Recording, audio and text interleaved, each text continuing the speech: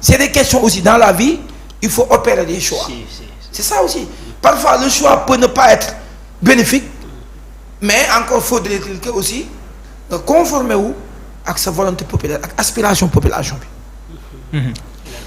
En tout cas lu doy waar la ci information bii nga xam ne mu ngi nekk di daw mais dafa am benn communiqué boo xam ne Facebook lañu ko gisee ci benn communiqué bi mooy Anne-Marie Sow mu tuddee ko communiqué de démenti. Anne-Marie Sow nee na li wuuteeg lool li ñuy wax boobu ba léegi ci information yi daw ci yenn site d'information yi ak yenn réseaux sociaux yi nee na nit kii nga xam ne moom la ñu cité ci coow lii ci article bi nga xam ne Mor Mbaye Cissé bu Seneweb moo ko génne nee na nit ki ñu ci tudd ñu naan ko Pape Cheikh Diallo nekkul Pape Cheikh Diallo bi ñu jàpp ne moo fi moo mooy ki ñu jàpp du Pape Cheikh Diallo mii nekk TFM nee na du moom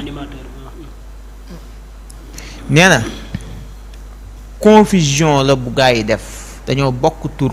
bokk sant mais confusion la da ko tuddee il s'agit d'une grave confusion liée à une homonyme dégg mu ne nit ki nga xam ne moom la ñu teg loxo effectivement Pape Cheikh Diallo la tudd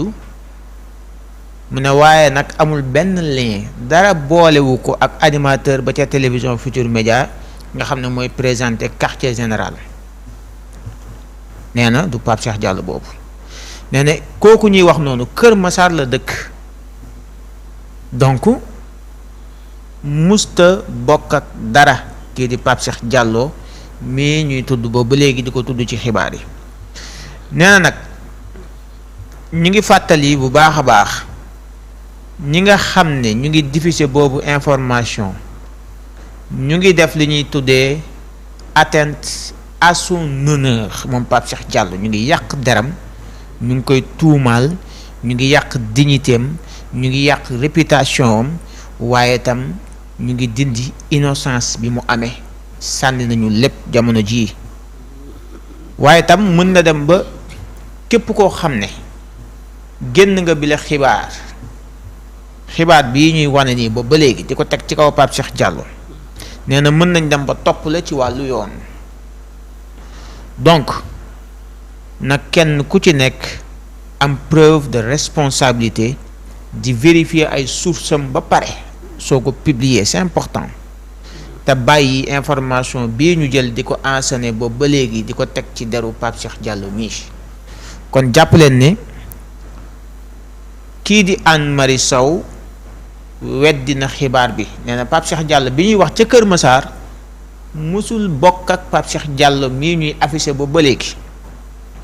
ma defal leen ci rappel bokk na ci ñi nga xam ne gis nañu xibaar bi à travers Seneweb 5 ba relaté ko bi ma ciy laaj le juriste Thioune dañu ma non damay xaar ba mu gën a clair ma ne leen information bi dañ koy jël entre guillemets souvent nag bu ñu nee Seneweb moo bind le journaliste Mor Mbaye Cissé surtout Libération yenn saa yi ñu ne Libération bind na ñu bari dañ naan waaw dëgg la mais tout le temps ñëppay juum confusion mën na am jaxasoo mën na am yooyu yëpp mën na am jaawale mën na am donc képp kuy proposer information bi itam dem ci ak plus de responsabilité puisque c'est important moo tax ma jëlaat bi le xibaar baaxee leen ko ndax sànq wax naa ko maa ngi wax ci làmmiñu ki ko bind l'auteur de l'article ñun on a fait que relater l'information on a fait que relater les faits simplement tout simplement les faits après ci la ñuy yem li ci des nag mooy kenn ku ci nekk am nga ci sañ-sañ def sa analyse dégg ngeen sànq li Abdou Khadre wax c'est clair homosexualité fii ci réew mi du loo xam ne lu ñu tënk la daanaka mën nañu wax ni tënkuñu ko yenn façon tënk yi mais acte contre nature la ñuy tënk loolu nag jarul kenn di ko mettil parce que wax dëgg yàlla diine sax bu lay wax njaaloo du sukkandiku ci waxi kase waaye dafay sukkandiku ci acte bi ak ña ko fekkee nañu ko fekkee da koy topp ba mu sës soog a daan nit ki ci njaaloo soit dañ koy faat soit ñu dóor ko ay yetu yoon seede yàlla nii la diine di doxe te je crois que tamit yoon noonu lay doxee fekk amuloo lu la leer doo fa nekk di condamner nit ki donc information boobu laa leen doon baaxewaat par rapport ak li nekk di xew maintenant nag Djiby Dramé mi ñu ciy tudd itam ñun ñëpp nañ ci tey ñun ñëpp nañ tey un peu nañu tey waaw nañu tey doxal tuuti xool suñuy source di woote di laaj ba xam ku ci am seen numéro ñoom wooteel nga laaj dans tous les cas xëy na borom xew itam ki ñuy tuumaal boobu ba léegi di Pape Cheikh Diallo xëy na dana génn wax ci vidéo wala mu weddi xibaar bi parce que lii c'est grave dafay yàq image am dafay yàq honneur am dafay yàq intégrité am parce que ñun ñëpp ku ko ci dégg da ngay tiit man personnellement dama tiit bi ma jotee xibaar bi donc moom xëy na dana génn def démenti su dee du dëgg mu def démenti xel yi dal ñu xam ne du Pape Cheikh Diallo ma ca TFM mais Pape Cheikh Diallo ma ca Kër Massar la mën na am jaawale waaw di ko ndaw si waxee Pape Cheikh Diallo ma ca TFM mën nañu xaar kon su fekkee lii Anne Marie wax dëgg la ñu xaar ko mu def quartier général waaye Pape Cheikh ma ca Kër Massar nag su boobaa yoon mën a def liggéeyam lu yitteel kii di Djiby Dramé itam comme noonu rek nañ ci am tuuti dal ak tey un peu de prudence parce que information bi daal doy na waar mais Abdou Khadre ci biir information bi dafa am lu ñuy tuddee dafa am ay chef d'inculpation wala chef d'accusation yoo xam ne mu ngi ci biir te chef d'accusation yooyu ci laa bëgg ñu wax ci sànq yaa ngi koy wax acte contre nature moom gars yi wax nañ ci mais li ñuy tuddee transmission volontaire VIH sida par rapport sexuel mën na am ci yeneen rapport mais rapport sexuel la bi non protégé ak mise en danger de la vie d'autrui lu leen ci mën a fekk ci ñoom ñu koy tuumaal 7 personnes yooyu wax ma nag ñu siiw ñi mise en danger de la vie d'autrui mooy que par exemple si posons une personne boo xam ne dafa am benn feebar xam nga moom xam na ne am na feebar boobu mu am en rapport xam nga am na feebar bu nekk dafa am mode de transmission par exemple choléra diabète kii am na feebar yoo xam ne feebar héréditaire la maam day wàllante ay famille am feebar yoo xam ne mode de transmission bi yombut lu mel na sida deret ak deret la mën a nekk donc yow mi nga xam ne si da nga xam ne da nga yor feebar bi que sooy séq nit war nga mën na xam war a mën a jël sa moyen pour nga défendre kooku parce que yow déjà dal na la ba pare soo ko defut le fait que nga bañ kaa def mooy da ngay mettre en danger la vie d'autrui c'est comme si aussi nga jël ay matériels yoo xam ne dafa dangereux nga teg ko fenn toi tu mets en danger la vie d'autrui mën na nekkaat ci leneen sax lu dul cas de figure bi maintenant transmission VIH bi parce que à partir du moment où jëloo moyens yi nga war a jël nga am ak moom rapport donc da nga koy transmettre benn virus soo ko transmettre il va devenir vulnérable te acte boobu c'est puni aussi par la loi ñaari actes yooyu yëpp c'est puni par la loi que ce soit nga transmettre une maladie à une personne yaa xam ban mode de transmission lay doon tout en sachant que maladie bi xam nga ne am nga ko te waxoo ko beneen couple wala jëloo sa ay moyens pour nga bañ ko transmettre mu xam ak mu bañ a xam beneen bi aussi nga mettre en danger la vie d'autrui yaa xam nga am noo jëf wala noo jëfandikoo noo xam ne si ne dunduk jàmbur daal fexe nga ba yàq ko yàq nga àddunaam daal je veux dire quel que soit nu mu mën a nekkee yooyu yëpp aussi ay délit la parce que yoon day protéger nit ki c'est pas parce que tu es malade que aussi l'autre aussi tu es libre de faire ce que tu as envie de faire exemple bi ma la gën a jox mooy c'est pas pour rien que ñu ne Sénégal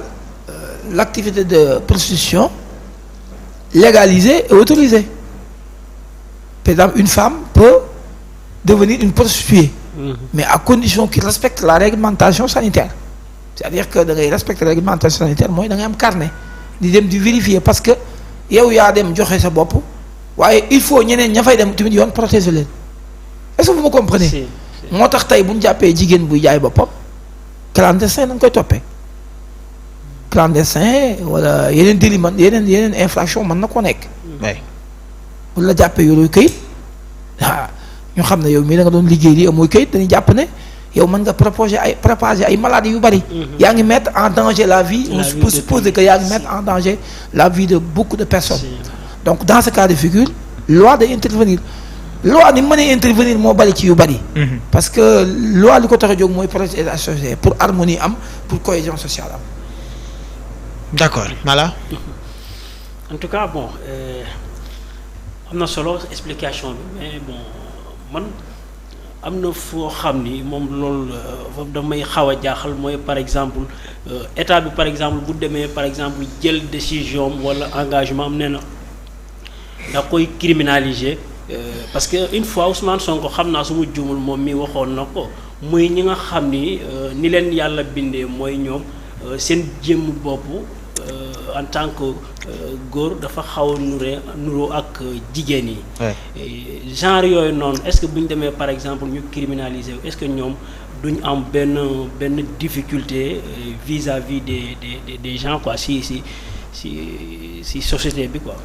Donc,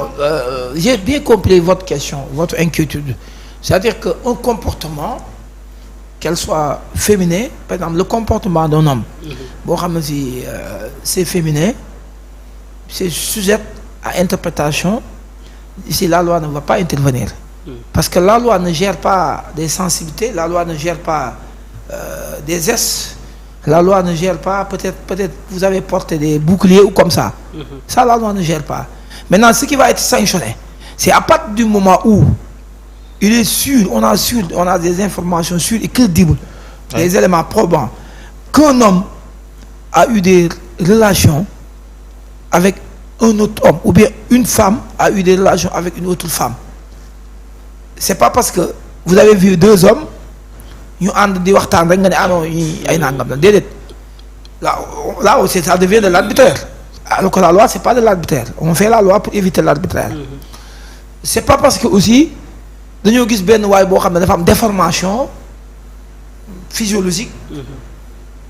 benn xale boo xam ne dañ koy yónni seen kër muy defi geste wala yu demee noonu wala mu ne léeg-léeg nga dem ci kër gis fa benn xale boo xam ne du dem ci góor ñi mukk ci jigéen ñi lay ne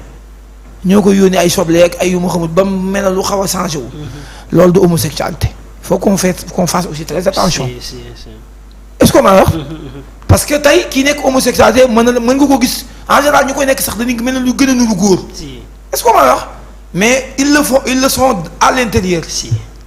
Donc on ne juge pas en fonction du comportement ou de la posture. Parce que loi tamit du doxee ci ay fooge nan yaakaar nan kii nuru na nangam loi du doxee ci loolu. Loi day sanctionner parce que on a tous les éléments donnés qui commettent une infraction. L'élément légal, l'élément moral, l'élément intentionnel. Matériel, l'élément matériel. C'est-à-dire, il faut am lu koy matérialiser. Pour juge bi, c'est pas parce que tu as une intention que le juge par peut-être tentative mën na cee sanctionner bu tentative buy sanctionner day sanctionner intention. Comme kenn ku ñëwoon fii doon bëgg a sàcc ubbi fii gis ñu daal tourner. daa voulu ñu tetee ñu day dugg kon da doon tenter. Est-ce que mais su fekkee par exemple nit ki dafa yor un comportement tendancieux un comportement boo xam ne mën nañ ko jàppe ne kii lii la nuru kii lii la nuru yoon du sanctionné ci loolu xam nga tey bu nit génnoon ci mbedd mi daan ne damaa rey nit damaa sàcc fee maa taal xam nga yoon mën na ko topp mais nit bu génnee fee ne je suis un homosexuel yoon mënu ko topp parce que je suis nangam day fekk loolu yoon tere ko li ma da ngay comprendre il l'a avoué mais yoon du mënu ko topp mais tey bu demee gis moroomu góoram mu sëy ak moom yoon mën a am élément ni sëy nan acte boobu acte contre nature la est-ce que lan la bëgg wax su boobaa dañ koy topp voilà